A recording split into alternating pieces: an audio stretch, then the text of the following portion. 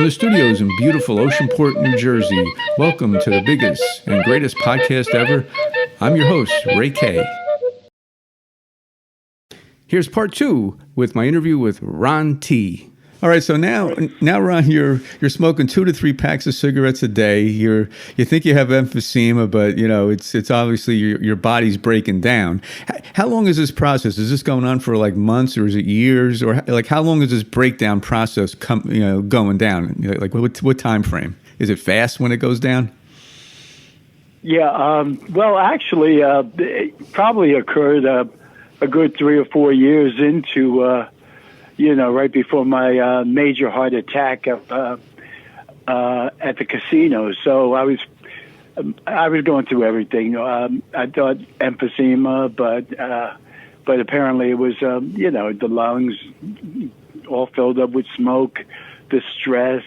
Even though I thought it was fun at the time, bad eating habits, you name it. It was just compiling, and then of course the stress and the anger and the energy and having no control, it got to me pretty good. And before you knew it, all the little side effects all built up into to me crashing. And actually, I was at the Taj Mahal, and I was going up to my room. Nobody knew where I was going. I always kept that like my little secret. Okay. But I went up to the Taj this time. And while I was going up there, I felt very nauseous. It was I couldn't even breathe barely, and I thought it was a major emphysema attack. I finally get up to my room, and there I am lying down in cold sweat, my chest pounding. You name it. Now, did you have an inkling? Now this wasn't emphysema. Now maybe this is my heart. At this point. Yeah, it was. You could feel it. You could feel it. The pain and the cold sweats, deep phlegm spitting out. You name it. Couldn't breathe. So you're in the process of going through a major heart attack at the Taj Mahal right now. What was that? At this moment, you're talking. You're laying on the bed. Now, a massive heart attack is taking place. It sounds in your system. Yeah. I think most of it started downstairs. It was like. And then all of a sudden, I don't know, it just, it's almost like a double one. I mean, looking back now, it's what you would call a massive heart attack, I believe. And, okay, so this is happening overnight in a hotel room. You're on the bed laying down. Lord knows what's going through your mind. As this thing's happening, you're alone. Okay, now what's happening next? Now, it's overnight now, right? It's nighttime. Yeah, okay. well, actually, like I said, I don't know if I mentioned the slacks or not. Oh yeah, let me hear about that. That's the key thing here, right? That whole thing. Tell me about that. Tell the listeners about that. I've always been very. I'm not spiritual, but I've always had dreams and signs and things in my life that's made me realize certain things come real to reality. And while I was going up to my room, actually. I felt so bad. I knew I didn't even think I'd make it. So in my mind, I was, I had always worn ripped jeans or something like that, and I outgrown all of my nice suits because I gained so much weight. Now all of a sudden, I'm going up to my room, and I'm like, I knew something was major wrong. So I said, I started praying. I said, dear God, if something's going to happen to me, please at least allow me to have something nice to wear, nice slacks, something, instead of being buried in these nasty jeans. So, I was serious about that. So I'm up in the room. I go to sleep. I didn't even gamble. And I look on the way out. I look in the closet that next morning, and there was a brand new pair of slacks in there. Whoa. Okay. Yeah, it was shocking. It was the exact color I loved. It was they were brand new. They were I tried them on. They were size 40. They were perfect fit. And so it's like they're made to order for you. They're made to order. You're thinking this thing all of a sudden. That was very mystical. Trust me. To this day I still got the slacks but it dawned on me. Remember, all my life I've had little things happen and signs of things to happen. And as I left, I took the Slacks. I tried them after I tried them on and everything. And on the way home, it dawned on me that maybe this is a sign that something may happen. Excuse me. Something may happen. And now how you feeling? How you feeling with this heart attack? Now you got the Slacks on. Did it pass? And now you're kind of okay, or what's going on with that? I was so used to for the last couple of years, I'd have these deep breathing heart attacks, and then I'd be able to capture my breath and then move on. So I kind of learned, I didn't know what they were, but I learned how to control them, the breathing and all that. So you might have had stuff. several heart attacks previously? Is that what you're saying? That you didn't even know I believe and they believe I had so many. Wow. Okay. Right. So I was compounding heart disease with heart attacks. I had high blood pressure. That's why out of nowhere one day the blood just poured out of my mouth, nose, and I had a lot of junk on it, and it was lots of blood too. So it was pretty bad. Never experienced nothing like that. But it was interesting. Back to the Slacks real quick. So on my way back, I'm like thinking, maybe this is a sign something's going to happen, good or bad. So I told the people at work, I shared the story, and that was pretty amazing because the next day I had one of my dizzy spells. Next thing you know, I fall backwards. I crack up the back of my head, and they tell me at the hospital, my problem is my heart was only pumping 10%. So. Wow. Okay. Now, okay. So now you're unconscious. You can do, right? Yeah. Now that must be. Is that the level that when this happens, when you go to 10%, then well, you're not zero, so you got a little bit left, I guess. Yeah. All right. Unfortunately, that's what happens. Think of plumbing. Think of a pump. You got water going in. You got water being controlled out, and in my case, barely anything could get in. It was all clogged up, and what came out was only 10%, if that. It was okay. So now you're going for I'm assuming heart surgery, right? Bypass. Oh yeah. They told me I needed right away quadruple bypass. I was this was all new to me, and next thing you know, I was lying down and saying goodbye, good night for a little while, and that was it. They put me under and did the little thing. So it was pretty devastating. All right, so now you get this. Is it a wake up call thing, or what happens now? Do you recover from the heart attack, obviously, because I'm talking to you now. You recover from that. Okay, what happens then? You still go back to the tables, or what's it's funny. We talked about the wake up call, and I have to share this because all my life I've loved poems and poetries and everything, and really didn't believe or do a lot with them. And during that night of surgery, quadruple bypass, all I remember from that night, nothing else, is a voice. And the voice said to me, and trust me, I was knocked out on whatever. I mean, I just got off the operation table. But the voice said, Ronnie, you're over 50. That will not change. But it is not your time. You need to write and share your poetry and do not judge your work. That's all I remember. Okay. And, great advice, right? Good. I mean, so now it's like you got God talking to you, it sounds. Yeah, amazing. In my mind, it was like, you know what? He's right. And because all my life I judged, remember? And after that, I went back, and after the quadruple bypass, I found myself in, it was amazing. I found myself in shelters. I found myself in state-run facilities. I found myself in a place where mental disorders or people go in there, and they go in there for a million reasons, and also to get assistance from the state. So that was a big wake-up learning call in itself. Yeah. Yeah. Right. Yeah. Right. Mm-hmm. Okay. So now, are you staying away from gambling, or do you eventually go back to it more, or do you try to quit it? I know you've been trying to quit it, but is it still uncontrollable, or what's the feelings now? I mean, we're still in the early 2010s. I guess you were 12, right. 13.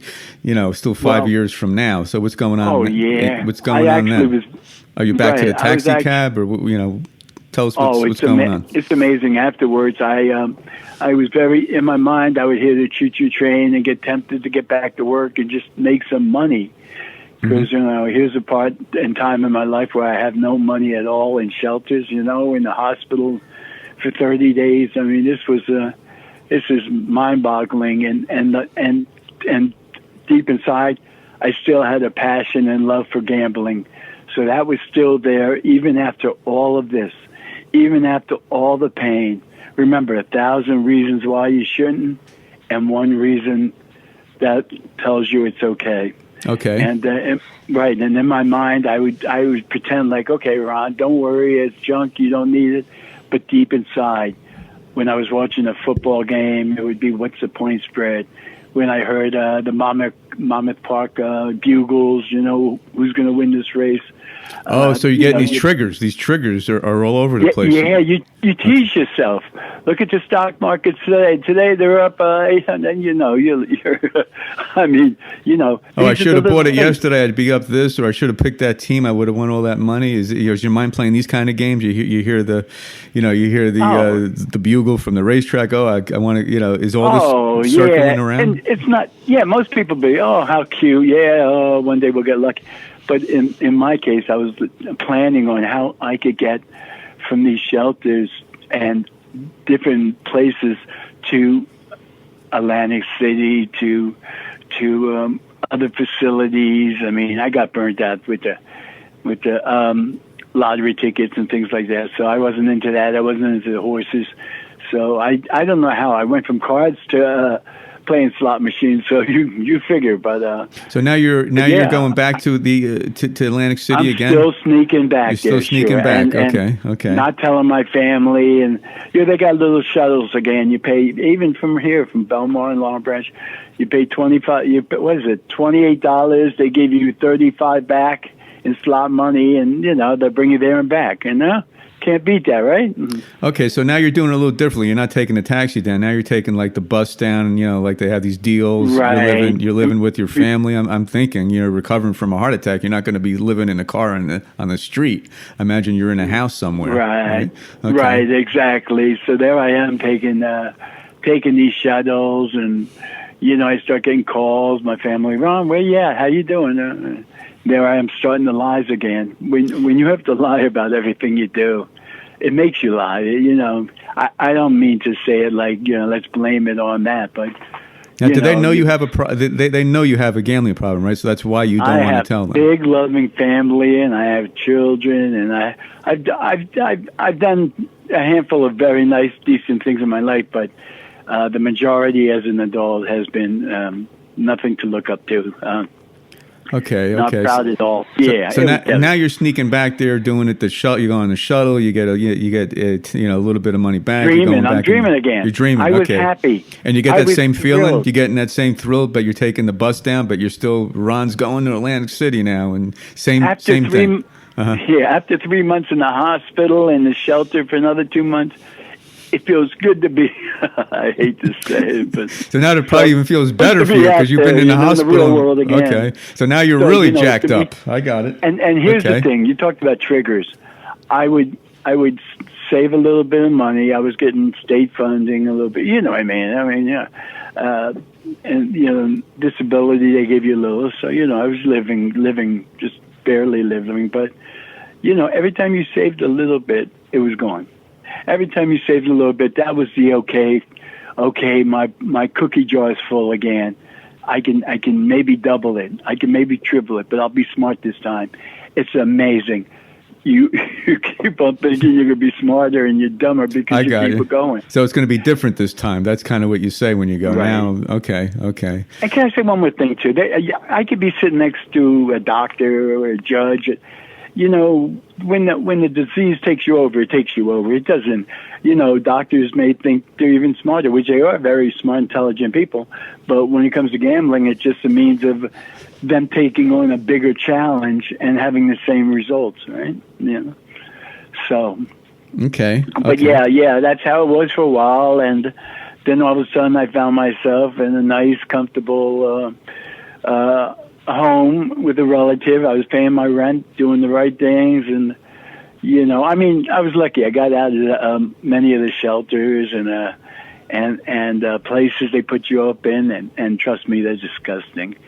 State pays tons of money, big money, and they're disgusting. Really, they're that bad there? The conditions are that bad, or is it horrifying, or is it, I mean, is it terrible? Yeah. After I got the quadruple bypass, they put me out there, and my heart it went from 17% back down to like 11%. So after living in subpar human standards, and by the way, all them homes and disability, I mean, all those places, they are so filled with bugs and everything possible. It's terrible. It really doesn't make you feel better as a human. It makes you feel worse. Okay. So now you're living there. You're dealing with you're going back to. So now it starts again. This whole run. Now you're going back. You're here we go out. again. Oh yeah. Okay. Every 2 months. Every 1 month. It was down to every month. 1 month. And you know what? It did nothing mattered, because you know what I was waiting for? I was waiting for that time of the month. Okay. You were just watching the calendar, like I can't wait till that day comes, right, and then I could go again. Okay. Feeling my 20s and 30s and whatever, building up 200, 300. It wasn't the money, because I had no money. It was for that thrill, that it was adrenaline the rush. It was even now I'm like, wow, gee, nobody's called me. I used to live with a friend. He was a wonderful guy, nice friend and everything. We worked together. But he loved, I was trying to stop gambling, and he loved gambling. So it was that you got to be careful in life. I mean, they may not mean it, but, people can drag you in. Your environment's very important, who you hang around with. Just food for thought, Oh yeah. But, so now your health. Now your health. Tell me about your health now. I imagine your health's starting to take another turn downward. Even it's maybe you don't feel it, but now I mean the stress is hitting again. I imagine you're probably not eating good. You're living at the shelter, the stress of Atlantic City. Are you smoking back again after having quadruple bypass? I was shocked. I was the biggest, ugliest smoker in the world, and for some reason, I turned around and said to myself, "No, that's it." Oh, and I put cigarettes in my front pocket, and you know what? I said, if I'm going to smoke, there they are. And I didn't. I haven't picked up one since then. Oh, okay. So you quit smoking at least. So so that's good. That's a plus. So now what happened? By the time let's put it this way. By the time the doctors finished hooking me up with everything, I had, like I said, I had pacemakers. I had a machine that pumped medicine called Milron into my chest, into my heart, to make it feel comfortable. I was probably costing the state probably about, let's see, the medicine was $5,000, probably about $7,000 to $8,000 a week, just for their services to help me feel comfortable. Wow. Okay. So the state's paying for all this stuff. Now you're going back to Atlantic City. Now what happens now? A couple of years ago, now you have something. You have another incident, correct? That is, I guess, another wake up call. Tell us about that. Yeah. Well, it's interesting because there I was sneaking off, doing my own little garbage thing again. Think about my age. I mean, I'm not 20 anymore, or 50. But excuse me. What happened was I was working with all the doctors, and I was working with heart transplant specialists up north, because my doctors down here recommended it, because he's seen too many people just go blink. If you have if your body's and your heart's that bad and your kidney goes, then you're out of luck. There's nothing they can do for you. Oh. So wow. Right. Okay. So. Yeah. So in my case, I asked my doctor, my cardiologist, and people down here, should I go up north to Newark, Beth Israel, and start working with them? And they said absolutely. Well, I went up there, and it was 2 years gone by working with them, and making myself feel pretty good, and them explaining what it takes in the Advent, and how people are lined up for hearts and LVACs and whatever makes you continue to live. And so I became close and friends with them. I followed their directions.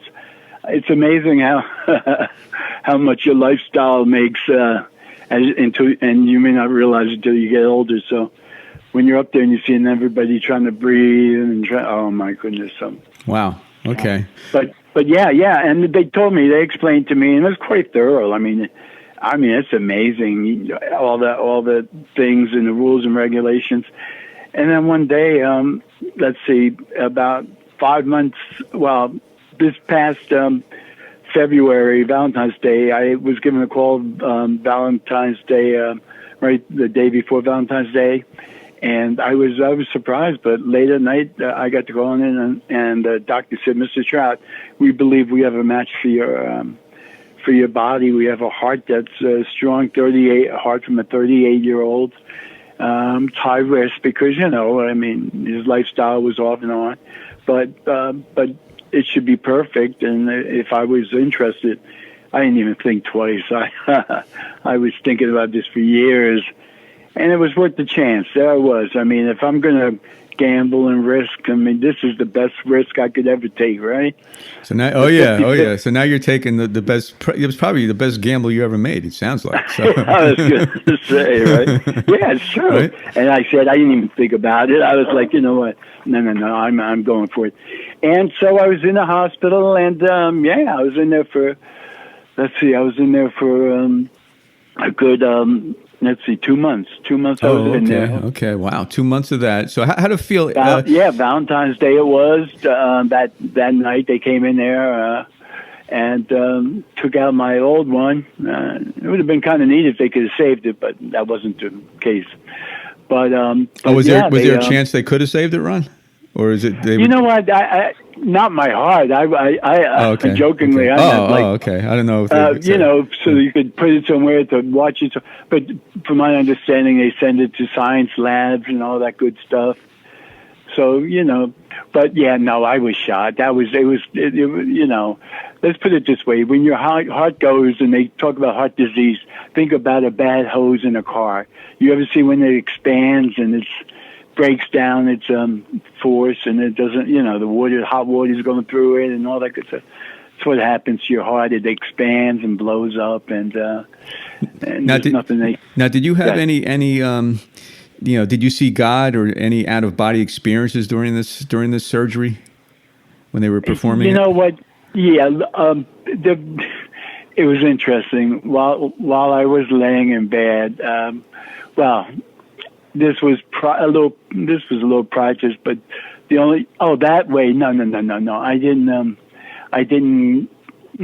I can't think of that. So you just woke up. You as usual with anesthesia. You just don't even feel the time go. You just wake up and it's like, okay, it's done.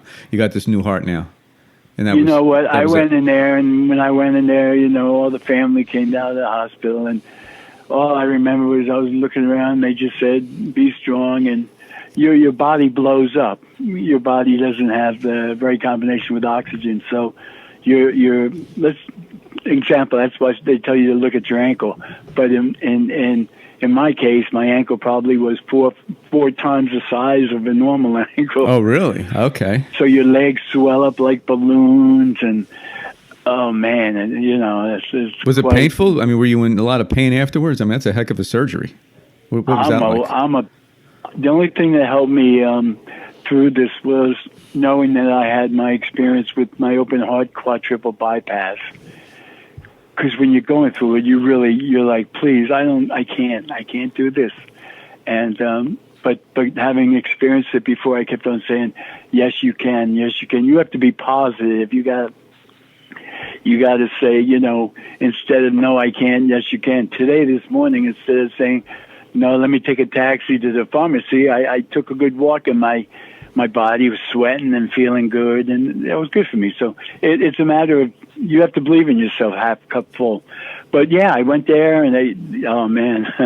And then right after that, of course, I need my painkillers, or they have it on everything, morphine, everything, I'm not good with pain at all. So I wound up being in there for 2 months. Okay. So after the heart transplant, most people don't stay in that long, but I had some complications with my breathing, with retaining water, because that's a big part of it. Right. The first night I was in the hospital, I recall after they replaced my heart, I felt the pounding like a fish was flapping in my heart. Whoa, that's pretty wild. Yeah, That's so they had wild. they had all the doctors over there, and I'm like, and I'm all drugged up, but I'm like, what's going on? Right? That'll be enough to And scare you. all the guys are there, all the guys with the, the defibrillators, right? They're ready to, they're like, no, you're okay, Mr. Yeah. Now they do that. They do that, Ron, because they want to what? They want to really jack that heart strong because your body sort of wants to reject it. Is that the reason why it's flapping like a fish, basically? It's interesting. When they replace your heart, that's a whole different organ. Your body rejects organs. That's how it survives with the immune system. In my case, and it's normal, you're putting the heart into the body for the first time. Here's this foreign substance, foreign agent coming in there, and your body's striving because it could be poison or cancer or whatever. So they have to put medicine there to lower your immune system, but they also have to jack up your steroids big time to make sure the heart can keep on going. Okay. Instead of just losing. So now you got both fighting each other. So in my case, I think that was that heart trying to find the right rhythm. I mean, my blood pressure there was several times they measured and went up to 200 or so. So. I see. Yeah, that's why it takes 2 months, I'm sure, to kind of get everything back in rhythm and to, it's all tweaking. Get you stabilized. Yeah. This is crazy, but after everything was said and done, I had to go back again and a few other things. They estimate I probably, they had spent close to $2.5 million on my body. And, wow, was that much?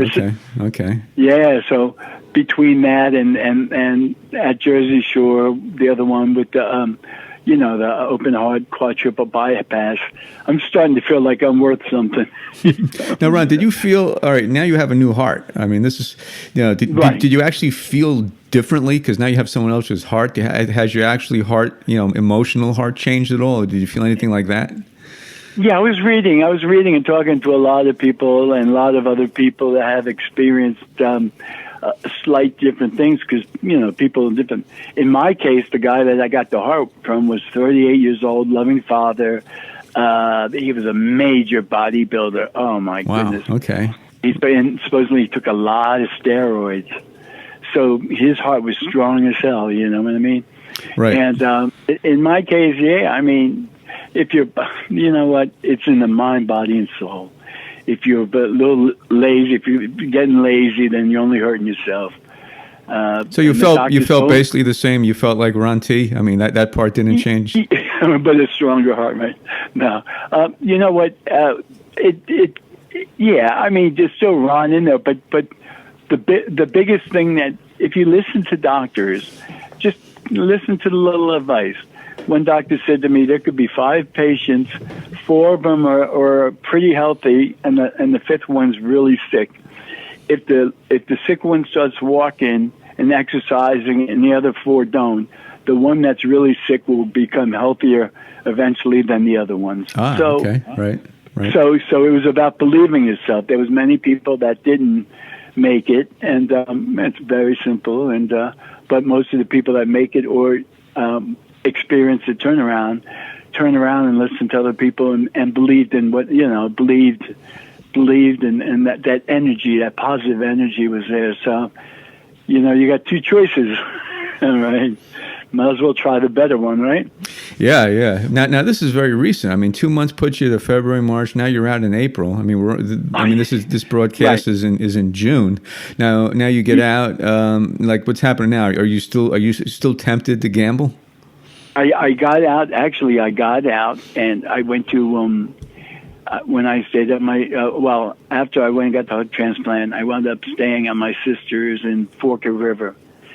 Beautiful home, clean, perfect, eat the good stuff. I went crazy. I was going nuts, because I finally had some freedom, and they made you watch where you're going, don't go nowhere, don't do this, and so I was being watched like a hawk. And all that time, I was like in the back of my mind thinking, maybe if I snuck off here or there, maybe nobody would notice since I'm in.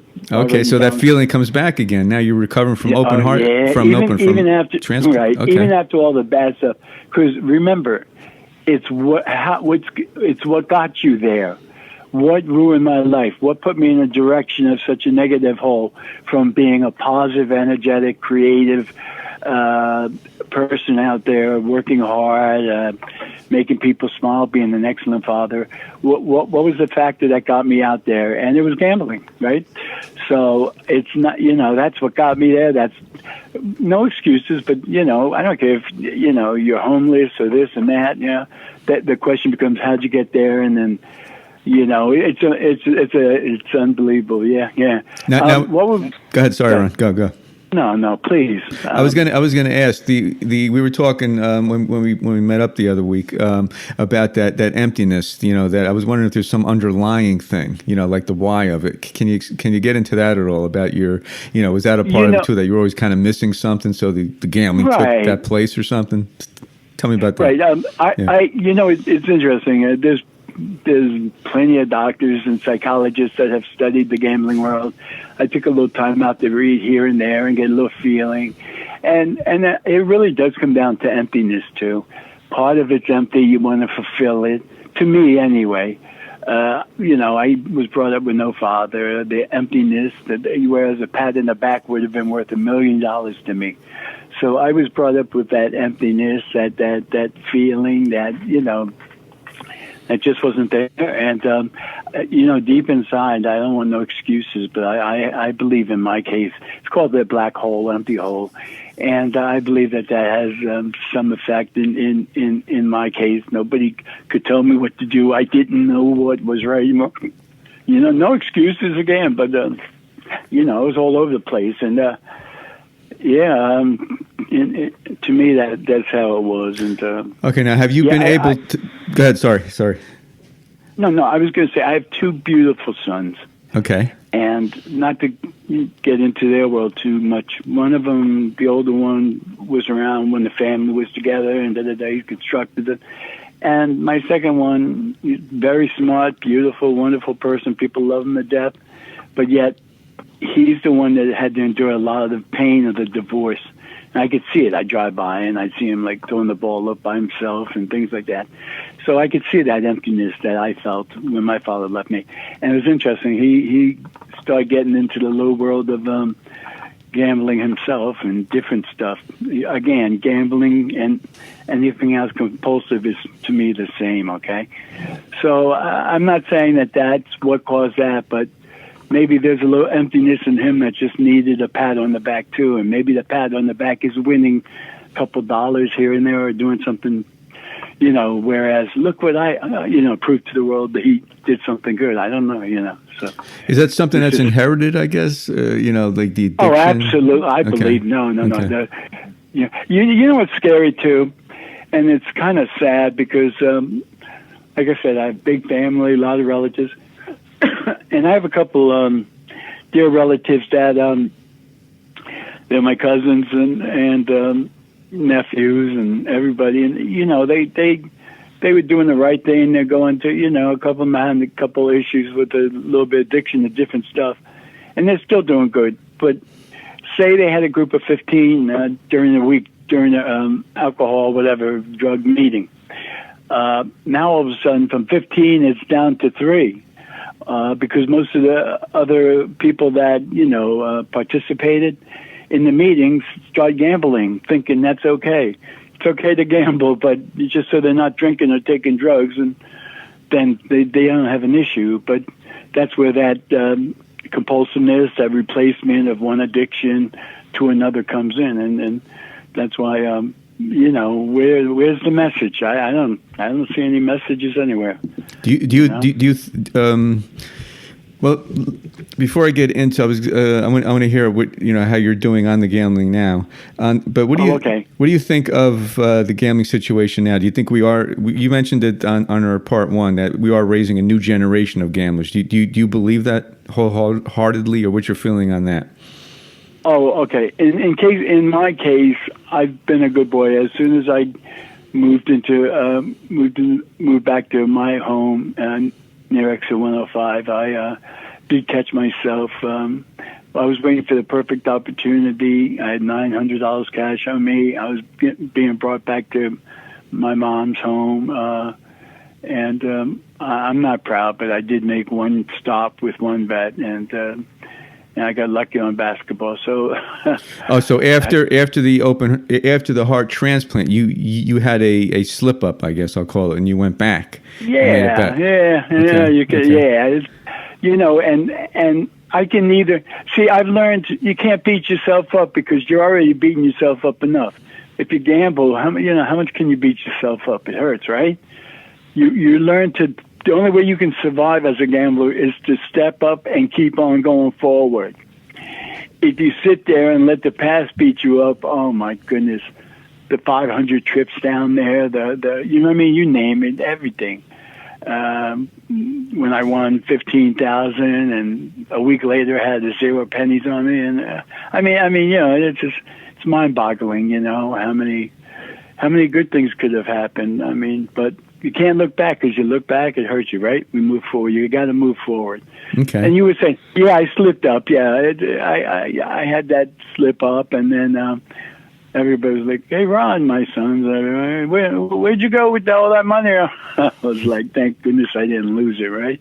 Okay, so was it just a one slip up? And you happened to win. You got lucky, I guess. Then, you know what? I feel good. I feel better because actually, tell you the truth, before I had the open heart surgery, I went I actually did like 3 years paying all my rent, living like a normal person and doing the right thing. So I don't get me wrong, it was back and forth. I would pay my basic bills, but then I would lose and gamble the rest away, so I could never save up. I'd save up like 900, 1,000, 1,500, and say this is towards a car, and gone. So again, every time I had a little cookie jar, it was gone. And I'm nervous still now. To be honest with you, yeah. Well, what do you do? What are you doing now, Ron, to avoid the gambling? How do you plan to move forward to avoid this? You know what? There's some things I believe in, projects. I've learned that you're never too old to continue finding what you love to do, and no matter what, that's where my heart is right now. Spending time with my grandchildren. I'm here, and when you talk to me, you're going to talk to Ron Trout, and you're going to talk to a person that speaks from the heart, and you're going to talk to a person that's honest. So, I like your opinion on this thing that was very recently about gambling. And he was a famous personality. He was a sports personality. Very recently, a guy named, I don't know if you heard of him, from WFAN, Greg Carton. He just started a 4-year prison term. He had a huge gambling problem. He defrauded people out of millions of dollars. He's in like a maximum security prison right now. The big house, as they call it, What are your thoughts on those kind of crimes, addiction, and like a long sentence like that? Yeah, listen, let's be realistic. When you're doing whatever your little thing is, you don't really know what's right and wrong. You may know what's right and wrong, but it's part of the game. Look how many people sell stocks, how many people don't sell stocks. People that sell lottery tickets, people that play poker, chicken fights. It's everywhere. To me, in my case, I was lucky. In my case, there's the few times, we were talking about the bookies and this and that. That could have turned really ugly. That could have turned ugly. As a matter of fact, one of the persons that got arrested and put away for a while, it was funny. I had a dream about that too, and then somebody said they did see him after my divorce pull up in front of the house and then drive away. So you wonder what's in their mind, right? So There's a lot of ugliness to follow. What I think, again, is people don't realize how much it's going to affect, and we mentioned that before, the next generation. I see a lot of. What bothers me is you have states like New Jersey and New York, wherever, and they keep on talking about, well, we're going to stop the addiction of drugs and we're going to do this and that, but yet they promote the gambling. So there's no question about it. You can rack up gambling next to drugs, alcohol, addictions. They're not the exact same, but most of them are the same, and most of them give you the same results. So to see a state, playing either stupid or encouraging it, the gambling, that's the reality of it. And the next generation and the generation after that, they're just going to do it more and more and more. And look at the high school kids. A lot of them are gambling now. They go through their friends. They go through the local guy down the street who runs over so they're all gambling, okay? And it's just a matter of time till that gambling, till Dad doesn't know where his credit card is, and Jimmy owes, you know what I mean? And activities start happening. So I'm against it. I really am. I'm against, especially younger age. And I think it's disgusting that they don't have an educational venue to have for the young kids in high school, and kids of that nature, especially young sports athletes. They're all, the jocks. They think they can win everything, right? So that's the part that hurts me a little bit. Yeah. What do you think about the fantasy sports? Everyone seems to be into these fantasy sports leagues. What do you think about them? Oh, fantasy sports. Yeah. It's all the same, isn't it? Mm-hmm. Fantasy. That was a legal way of saying let's bet on sports, but it's not real. But the bottom line is, what's the difference between that and betting anything that's numbers, right. Numbers or gambling. Yeah, it's all the same. You can sugarcoat it any way you want to. Now, do you believe the same thing with raffles and lotteries too? Like, what do you think of them? Every day there's a raffle. Lottery. Gambling is gambling, but there's not as much. I mean, a friendly raffle's one thing, but there's some people that go lose out of control. To me, you really exposed a lot of worms, because you got a lot of things happening. Already the whole nation is addicted to the telephones and technology and games, wouldn't you say? Mm-hmm, yeah. Well, look, when you go out to dinner, everyone's looking at their phones. Everyone's playing the game. So, right, and everybody's playing Orpher's game or this game or Ellen DeGeneres game, and so everybody's playing the video game, and they win little prizes and this and that, and they pay for extra. People are already paying for extra, spins and coins and all that. So what's the difference between that and actually saying, hey, would you like a chance to win $1,000 tonight? Right. It'll cost you $1. So, you got 50,000 people, and you got, and all of them are saying, hey, look, I'm trying to win 1,000. Do you know how many kids are all of a sudden going to go and start playing that that app, right? Yeah, right. And there's no place for these young people to be told them they're already addicted. They're addicted. Like you said, I don't know all the games, but I'm sure there's a lot of games that virtual, the virtual reality and all that good stuff. But and you've already trained us, but you've trained everybody to gamble, and it's just a matter of now replacing, the winnings with some real winnings. So. Right. Okay. Well, I'm gonna give a little hit and miss now on a few things. I want you to describe what comes to your mind first, and then I want to ask you something right after that. I want to ask you first, though. What do you had a heart transplant? I mean, that's probably one of the most risky operations I'm imagining there can be. What happens when we die? What do you think?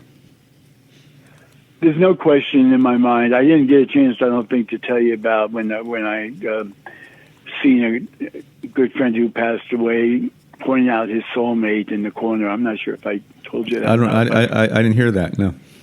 Oh man, that was a good friend of mine called Leo, and like I said, that was amazing. He was 40, I was 20. He ended his life. He was like a friend, a father. He was really a great man. But he got in a little bit of trouble with the post office. And you talked about that, and I remember he came 40 years later. I got no dream of him or nothing, right? I'm 60. I didn't think of him. I finally had a dream of him right when I had open heart surgery. And I have to share this with you real quick because it means a lot. So I don't get the only family member left in his family was in Ohio, his sister. But for 40 years, I have no clue. I don't hear him, and I'm pretty good with getting dreams and all that. So one day, while I'm lying in the hospital after my open heart surgery, I was sleeping, and I had a dream. It was Leo, and he said, "Hey, Ron, come on in. Remember this old house? Remember that house?" And so he showed me the living room, the kitchen, bathrooms, dining room, the backyard, everything, right? And then he says, he didn't show me the basement. That's where he hung himself. But he showed me all the rooms. And then he pointed to the corner in the living room. He didn't even say nothing. I seen like a dark figure. And I visualized his soulmate. He didn't have to say nothing. He just put his hand like towards that side. Right. And to me, it was like, look, there's my soulmate. And I was like thumbs up or something. And then I said to him, so how's your sister in Ohio? He goes, Ron, where have you been? And just recently she passed away. I said, okay. He goes, listen, you take care of yourself. I said, thank you very much. And right, that was it. No more dreams since. No more dreams after. Okay. But right after I spoke with him, I found myself interested. I did research, and a couple of weeks before I had the transplant, the quadruple, bypass, 2012, his sister had passed away in Ohio. Oh. Okay. So he came to tell you that, and then you checked it out, and that's what happened. Okay, wow. Yeah, I can't explain it, but all I remember was, wow. And that was a sign to him. And that was maybe the real sign that he was saying, how you doing, Ronnie? And, who knows? Maybe that's where the tan pants came from. Can somebody answer it? I can't answer it. Okay, right. But my whole life, I've had many, many, many dreams that have come true. So, so I wish the one about the gambling would have stopped for a while, but wow, that's it. Well, thanks for sharing that story. So that answers my question. What you think about what happens after we die? So you could see, I definitely believe, and when I do my poetry, normally it's full-hearted and joyful, but sometimes I get pretty deep, and there's no question that the soul is heart, body, and soul, right? So some people believe the heart is its own soul, right? Okay, so. Right. Well, I'm going to ask you after this quick hit and miss. I want to ask you to read that nice poem that I like. Okay, at the end of this. But let's have a little bit of fun. But first word that comes to mind. What do you think when you hear the word dreams? Dreams. Gambling. Okay, hey, that's the first word that comes to your mind. I always appreciate your honesty. You know that. Mountain. How about mountain?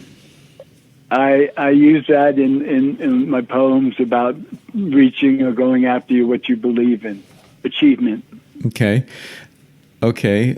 What's your favorite ice cream? I would say I like butter pecan. Okay. Beach. What do you think when you hear the word beach? I don't think of the shore over here. I do think of the Gulf of Mexico in Sarasota, Florida. Okay. White beaches, calm. What's your favorite country outside of the U.S.?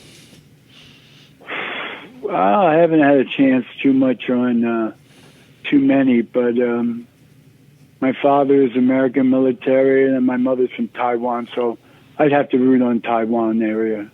Okay. Have you ever been over there? No. My children and a lot of sisters have. They say it's like Hawaii Island. Like America Below Island, lots of rides and amusements, and okay, a lot of fun things. Yeah. Boardwalk. What do you think when you hear the word boardwalk? Unfortunately, I think of when Long Branch burnt down a while ago. Okay. Yeah. What's your favorite state outside of New Jersey? No question about it. I really I love the old lands in Pennsylvania, like Lancaster and things. Okay. What's your favorite rock and roll group? I can't help listening to this one song over and over again. This is real mellow, but it's Joan Baez singing Diamonds and Rust to Bob Dylan. It's very, so pretty. Oh, okay. I know it's not really heavy rock, but it's You like that kind of rock, that folk type rock sound? Yeah. You know what? Yeah, I think I do. I like a lot of different music, but I do also like a little country folk, mellow rock. You know what I mean? Did you play any musical instruments? Do I? No. All my life I've always, Ray. My whole life I've always loved music, and I have tunes pounding in my head, and poetry words, and I grab them. And you've heard the word floating words that's used in music, poetry, and all that. And that's what happens with me. I get all these. If I start thinking of a rhyme word that would go with this and that, that's what happens with me. Can I say one thing too? Yes. I think something I learned this year, and a lot of people don't realize. Einstein, he was a very intelligent man, loved his calculations and mathematics and all that good stuff. But do you know what his true love was? No, I don't actually. It was music. Okay. And he and he loved playing his music. And somebody asked him several times, how did you get the formulas? And he goes, honestly, I would lie back, the music would play, and all the formulas and calculations were floating on top of the notes. Wow. They would just come to me. Okay. Wow, that's wild. So, okay. So you see how music and math go hand in hand, right? Yeah. Just food for thought. But that's very good food for thought. Yes. Oh, wow. Thanks for sharing that. I don't think many people know that, the power of music. Yeah, so, right. So, if a child wants to learn how to play the piano or it's all there. Rhythm, the timing, the music, the notes, everything. It's math, right? Right. Yeah. So, what was your best subject in high school? Break time. Hey, that's a good one. Keeping the truant officer busy. Okay. What's interesting is. Wow, that's really. I didn't have one. Were you like a wild high school kid? I'm getting the impression. Yeah, I was. Okay. You know what? Okay. The leather jacket, the white T-shirt. Oh, that was you. You were that guy. Okay. Yeah. You were the cool tough guy. Look. Yeah. What was interesting though? I did that, and then my friend Leo talked me back into going back into high school after I quit. That's what I was telling you. It's amazing. It's such a small turn between, whatever direction you're going to go in life. Oh yeah, And I look at all these years I wasted with the game. I could have. That's why in between I come up with. I like to come up with different projects and. Ideas and different. What I'm looking at. Yeah, and things of right. that. So, yeah. What was your favorite? What was your favorite comedy? My favorite comedy. You know what? I enjoyed watching a little bit of Abbott Costello, or just a little bit of the Little Rascals. That's what. Okay. I used to watch them all the time growing up. Actually, they were always on before Right, school. right. What was your favorite Little Rascals episode? My what? Who was your favorite Little Rascal? And what was your favorite episode? Do you have anything particular that you liked? I like the one with the not stymie, the one with the hair sticking out. Alfalfa. Yeah. Okay. Yeah, there was something. I wish they'd show them again. Then maybe they are on one of those channels. Right. Do you watch TV now? Yeah, I do. Okay. What's your favorite show now? I would say I get between Blue Bloods and Bull. I enjoy that. Oh, okay. And what are they? Are they dramas or what kind of shows are they? It's interesting. Yeah, that drama can get old unless there's like real or something emotional bonding. And the Blue Bloods is about a whole generation of policemen, family, but they go through a lot of experiences of a lot of different things of just living life. And the Bull is he's a lawyer that looks at really the what you call it, the jury. So it's a little swing different. And of course, I like sports. Okay, right. What's your favorite sport out of them all? Yeah, football, of course. Okay, who's your team? I'm guessing the Giants. You know what? Before I gambled, there was certain ones. Look at that. Well, when you were a kid growing up, who did you like? Oh, okay. No, I cheered on the Giants, Jets, local teams. Yeah. Okay. Do you ever meet any players? I'm sorry, what? Have you met any football players? You know, I think you know who I thought I really. Looking back, I've met a lot of people, but maybe I didn't know who they were. One time I was coaching a little league team, soccer team or something in Monmouth Beach. And one of the guys sitting in there next to me, I believe is the Dallas Cowboys coach right now. Okay, right. I think he lived in the area. Yeah, I think his father lived in Monmouth Beach. So he lived right. Garrett, right? Yeah. Right. And I remember him saying that, you know, he was just talking. We were just friendly talking. I didn't know, you know.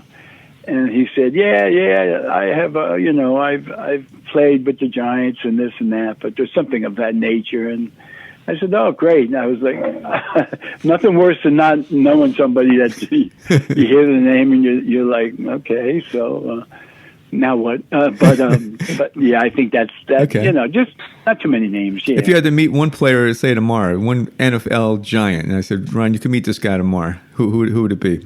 Any player that ever played in the game? You know what? Talk about energy. As in a coach, Parcells. Okay. As in a player, oh man, you know, everybody. There's so many different personalities. You know, that one's a little tough on me. I'm not in terms of a Giant. Okay. It's hard. Yeah. Okay. There's a lot of them. I mean, guess. Bill Sims was nice, but then, you know, I think who wouldn't want to meet Eli, right? Down to earth. And oh, right. If I set that up, you'd be pretty happy. Okay, we're gonna meet Eli tomorrow. Yeah. Okay. Cool. Were you good at football? I mean, I know you're athletic. I know that by just knowing you. You know, it's funny. My father. I look back at my history, and I didn't really have a history, but looking back now I know. But my father was from Lancaster, Pennsylvania. Was all-state in baseball, football, basketball, all that.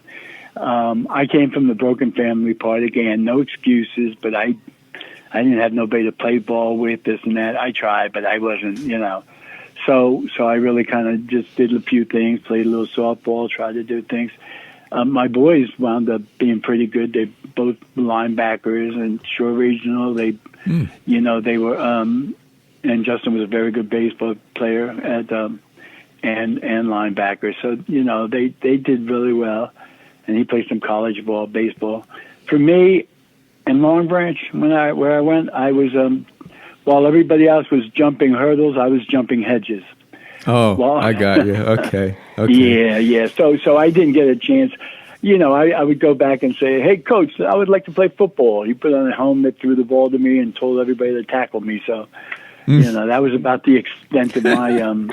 We played. Yeah. I went to Jackson, and we used to play Long Branch, and that's when they had the great basketball teams. Long Branch back then. Did they? Oh, yeah. Alex Bradley, you remember Alex Bradley? Yeah. They had they were number one in the state, like those 3 or 4 years I played, and they were on our schedule. Yeah. So I remember playing against him. It was. He's actually on my list of on my. You know, Facebook thing, and Alex Bradley. Okay. That's cool. He's the guy that went to Knicks. Yeah. But that was.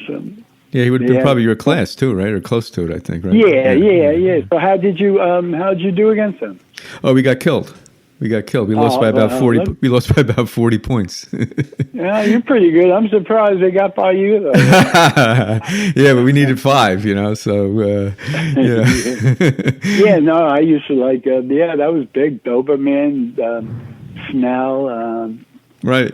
They were good in a lot of sports. A lot of sports they were good. I remember they were good in football. I think baseball. Yeah, they were tough. They were tough. Ron, let me. Hey, thanks for coming out. I mean, I got a great response on that part 1. I mean, people were really flooding talking about that and really really rooting for you, and cheering you on here. So this is great. Now part 2 to see now you're on your road back. I want you to see if you could promise to come back maybe every couple months, 3 months. We want to see your progress. Is that a deal or what? No, I would love to. Yep. Okay, great. Let me hear the poem now. Let me hear that poem I like with the rolling the dice. Okay. That one, and then we'll wrap it up. Here. Yeah.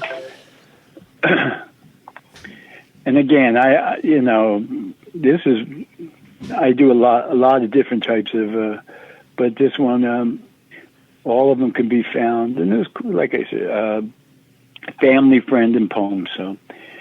Let me just see here. And tell us where we could find your poems, too. Oh, yeah. Let's see. This one's called, you could go to Family Friend, unless I change it. Family Friend Poems. Family Friend. One word, yeah. Poems. FamilyFriendPoems.com. Poems. And it's really neat. It's nice. It's okay. You could see how many people view you and all that good stuff. And under my name, you would find whatever poems that I've written. So I got quite a few. And this isn't, this is just relating to the gambling. So that's why I'm going to do this one. But let me just make sure. And under the name Ron Poems, Ron NJ Poem. That's where you would find me specifically. Okay. But remember, I have a tang with my poetry, so this one isn't. I'll just read it. It's called Toss the Dice. Okay. My life has felt its share of gambling disease. Addiction comes in so many forms. The title reflects throwing something away as far as possible. That's just explaining what the poem's about. Okay. So many beautiful ladies surround me. Diamond chandeliers hung over me. Money wheels and machines fill the air. How did I get here? I had no gasoline. Must have been magic or something in between. How did I get here? I guess it was just a dream. Atop a mountain like a vicious king, lions roar to all queens they sing. I'll show you the world, all of my gold rings. Stumble deep and deeper into a pit of hell, over and over, a echo so long and swell. Lost in confusion, right from wrong. My life has seen so much goodbye. My world of treasures was just a big lie. My dignity is saved by dark soul, a plot. My son, my treasure is no more. I want to leave the world, empty basket of pits of fruit. I cannot win all I've lost. Lonesome Christmas in a car in frost. Another new year not far behind. Guess it was really only just a dream. When awoken, reality cried, no gasoline, just a couple of jingles, empty machines. So take my advice. If you get the chance, don't think twice. Toss the dice. And it was just oh yeah, it's touching. Yeah, thank you for reading. That was just that was just one of more of my a little bit more serious one. I mean, I got some very humorous ones and beautiful ones and funny ones. Well, maybe we'll have you come back and we'll do a poetry one. What do you think about that? Like in a couple of weeks. Anytime. We'll just do old poems. Yeah. Right. Maybe have you read those. That was awesome. One that's viewed about 2,000 times throughout the world, and I'm proud of that. Very proud. So, and there's a bunch of others. So, absolutely, Ray. Okay, great. That was Ron T. I am Ray K. And we'll catch you next time.